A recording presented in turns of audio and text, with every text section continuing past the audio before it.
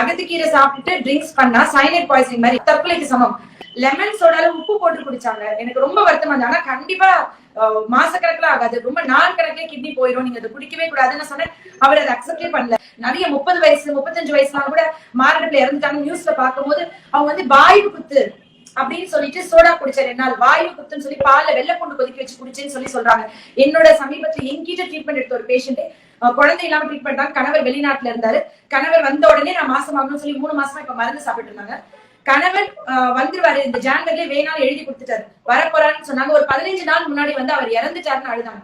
நான் ஏன் என்ன இப்படி சொல்றீங்க, 33 வயது தான் ஆகுது, அவர் எப்படி இறந்துட்டாருன்னு சொல்லும்போது அவங்க சொன்னாங்க, இல்ல வாய்வு குத்துன்னு சொன்னாரு, நான் பால்ல வெள்ளை பூண்டு கொதிக்க வச்சு குடிக்க சொன்னேன், வாய்வு கலைஞ்சிருச்சு போல, மாரடைப்புல இறந்துட்டாருன்னு சொன்னாங்க. வாய்வு குத்து மாதிரி இருந்தால் அது நுரையீரல்னால வரணும், அது வந்து இருதயத்தினால வரணும், அதனால வயிறுனால வரணும் டாக்டர் சொல்லுவாங்க. தயவு செஞ்சு அழுகாமல் இருக்க டாக்டர். ஒரு கன்சல்டன்ட் ஒரு நிமிஷம் வேலை, உங்களுக்கு அது உங்க குடும்பத்துக்கு வந்து அது ஒரு பெரிய ரொம்ப முக்கியமான ஒரு விஷயம். அவங்களோட ஃபேமிலி மெம்பர்ஸ்க்கு அவங்களுடைய பிரசன்ஸ் வந்து இர்ரீப்ளேசபிள். அதனால ஒரு நிமிஷம் உடனே நீங்க ஒரு கன்சல்டிங் போய் ஒரு டாக்டர் கிட்ட ஜஸ்ட் எனக்கு இங்க வாய்வு குத்து இருக்கு அப்படின்னு செக்அப் போடுறது தவறே இல்லை. இது வந்து 30ல இருந்து 40 வயதுக்குள்ள ஆண்கள் உங்களுடைய பிரஷர் லெவல்ல, உங்களுடைய ரத்த அழுத்தம் லெவல்ல கண்டிப்பா பரிசோதனை பண்ணிக்கணும். அது வந்து ரொம்ப அவேர்னஸ் கம்மியா இருக்குன்னு தான் நான் சொல்லுவேன். அந்த வயசு ஆண்களுக்கு தான் அதிகமான அளவுக்கு இருதய பிரச்சனை வருது. இதுவும் உணவுனால. நான் இது சாப்பிட்டேன் அதனால எனக்கு ஒத்துக்கல, நான் முட்டை சாப்பிட்டேன், உருளைக்கிழங்கு சாப்பிட்டேன், காலிஃபிளவர் சாப்பிட்டேன், நான் வாய்வு பொருள் சாப்பிட்டேன் அதனால எனக்கு இங்க வாய்வு பிடிச்சிருச்சு அப்படின்னு சொல்றதை நிறுத்திட்டு நீங்களா ஒரு சோடாவோ ஏதோ வாங்கி குடிக்காம இது வந்து இருதயத்தினால கூட இருக்கலாம். ஏன்னா இப்ப வந்து கொரோனா வந்து போன ஒருத்தவங்களுக்கு இருதய சம்பந்தமான பாதிப்புகள் வந்து 78% வரலாம் அப்படின்னு ஜெர்மன் ஆய்வுல இப்ப சொல்லியிருக்காங்க.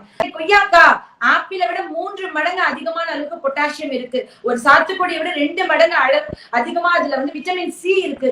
கொய்யாக்கா வந்து பைனாப்பிள் கிங் ஆஃப் ஃப்ரூட்ஸ்னா கொய்யாக்கா வந்து குயின் ஆஃப் ஃப்ரூட்ஸ். ஏன் அதை வேணாம்னு சொல்றீங்க? மலிவா கிடைக்கிறதுனால அது முக்கியம் இல்லையா அப்படின்னா, உங்களுக்கு தெரியுமா, நாள்பட்ட வயிற்றால டயேரியா இல்ல ஒரு வயிற்றுல ஒரு ஃபுட் பாய்சன் ஆயிடுச்சு, ஃபீவர், காய்ச்சல் வராம இருக்கிறதுக்கு கொய்யா இலைய 2 லிட்டர் தண்ணியில ஒரு 3 இலை போட்டு கொதிக்க வச்சுட்டு அந்த தண்ணியை குடிச்சிட்டு இருந்தாங்க முன்னோர்கள். ரெகுலரா எங்க வீட்டுல குடிக்கிற தண்ணியில வாரத்துல ஒரு நாள் தண்ணியில வந்து 2 லிட்டர் தண்ணியில 2 கொய்யா இலை போட்டு கொதிக்க வச்சுட்டு அந்த இலை எடுத்து அந்த தண்ணி குடிப்போம். ஏன்னா காய்ச்சல் வராம தடுக்கக்கூடிய சக்தி கொய்யா இலைக்கு இருக்கு. சும்மா தலையில முடி நிறைய கொட்டுது, இப்ப எல்லாருக்குமே முடி கொட்டுறது இருக்கு. நான் கொய்யா இலையை அரைச்சு தலையில பேஸ்ட் மாதிரி போடணும், ஒரு முடி கொட்டாது. கொய்யா பழம், கொய்யாக்கா வந்து கிளைசமிக் இண்டெக்ஸ் அவ்வளவு இருக்கு. இப்ப லூஸ் மோஷன் போது, வயிறு வலிக்குது, ஃபுட் பாய்சன் ஆச்சு, ஒருத்தவங்க சென்னையில இறந்தாங்க. நீங்க அவங்க குடிக்கும் உணவு இதுல கொய்யா இலை தண்ணி டயேரியா வயித்தால போறவங்களுக்கு என்ன சொல்லுவோம்னா, ரெகுலரா காலங்காலமா அது அஸ்டென்ஜென்ட் ப்ராப்பர்ட்டி இருக்கு.